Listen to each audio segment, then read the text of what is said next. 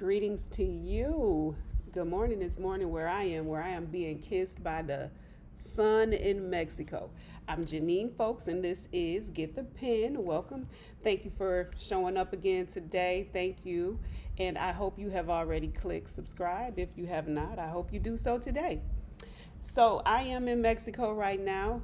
I decided not to bring the physical copies of the books here today like I normally do, but I am going to read from one of my books. I'm going to read from those inspirational articles that I wrote, volume one. And this time I'm going to actually read from the screen. I wanted to try this out. This was the perfect opportunity to try it out because one of the things that I got in the form of feedback from the videos is when I read, how I look away from the camera, which I'm like, well, how can I read from the book with, I had to turn or I could put it here. But anyway, I said, you know what I'm going to try to do? I'm going to try just reading from the laptop, the same content. I wish I had a copy of the book to hold up for you to see. But I decided not to travel with those books. So you can always go to getthepen.net if you want to see what the cover looks like, or you can go to my author page on Amazon.com. Janine Folks, Get the Pen. And again, the book that I'm going to read from today is those inspirational articles I wrote, volume one. And my shout out for today is my daughter, my oldest daughter, Janae Smith. When I tell you courageous, this girl is courageous, and also God is with her.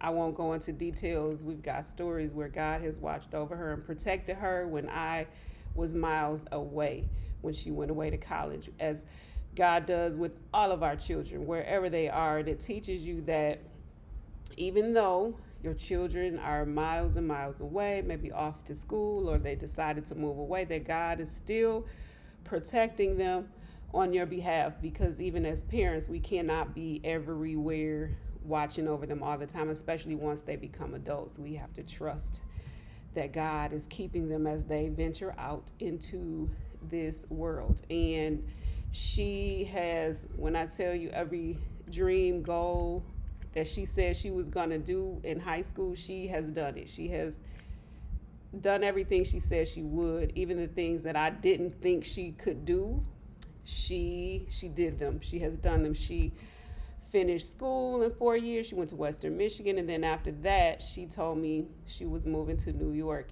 She had wanted to do that since high school. After visiting a friend in Hershey, Pennsylvania, they went to visit New York, and at that time, when she was 16, she decided that's where she wanted to live. And as soon as she graduated from college, she came to stay with me for about 6 weeks, and then she packed up her car and drove to New York. And I cried the whole night, but she went there by herself, no family. I believe her sorority sister she may have linked up with in New York, but she made it. And it's about 7 years later, 7 or so, and she's still there. She finished her master's at NYU. She got an MBA. She is a nonprofit specialist, and she's a human resource manager. That's her area of expertise. And she has worked for Time magazine. She has worked for Condé Nast. She has worked for Genius, and doing other things. And she's still in New York, and she's still, doing well. And she is a mother now, and she is a fiance, about to be a wife as well. So I'm super, super proud of you, Janae, and all that you have accomplished. You have surpassed my wildest expectations, and you personify courage. Thank you for even teaching me courage, and thank you for proving me wrong. Thank you, thank you.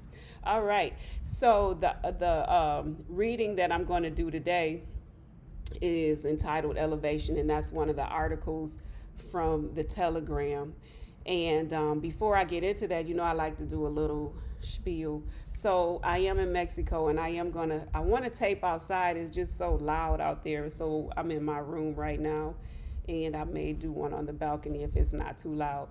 But I said all that to say that this is my first trip out of the country besides Canada years ago when you didn't need a passport.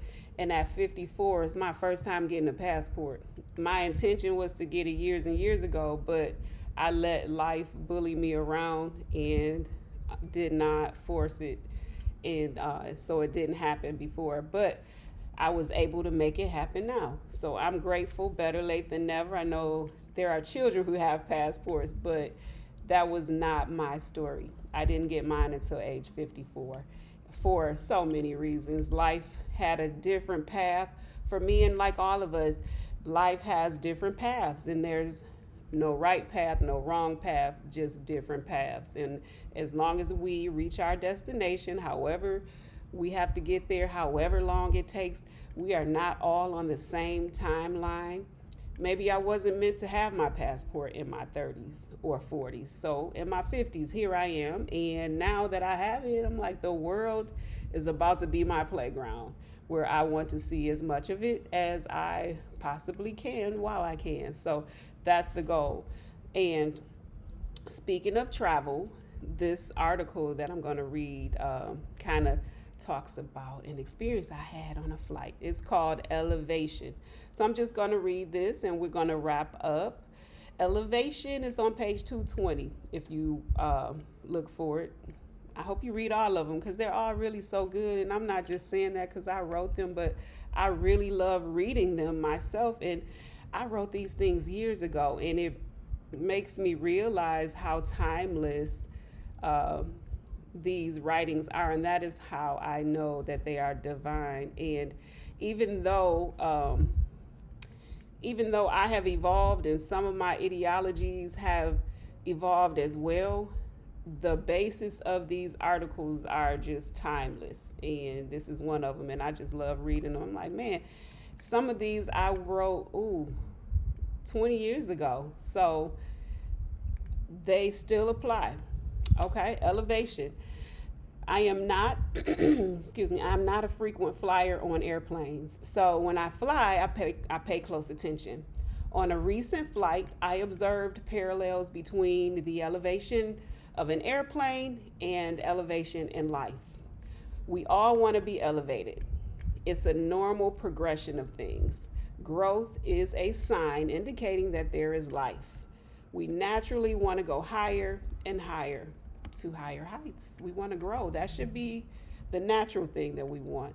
Now, when you're on a plane, approaching the road, the runway, approaching that runway, you know how you roll pretty slowly. Now that it's calm, there is anticipation as we anxiously wait to speed up and take off. All the same, life is calm before elevation.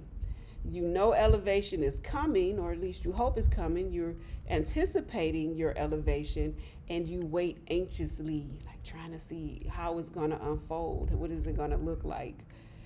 Now on that runway, and you start going fast, the speed is exhilarating, and when the plane lifts off the ground's surface and the surface is removed from underneath you, you rely on the forces of scientifically manipulated air to keep you suspended. I'm gonna read that again. Let me say that again.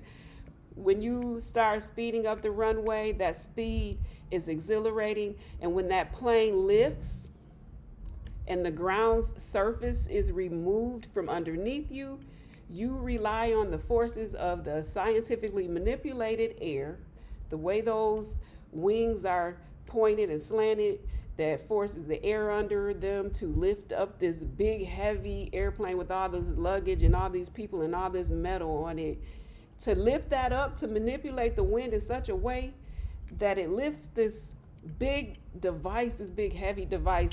As the plane rises, it feels wobbly and bumpy.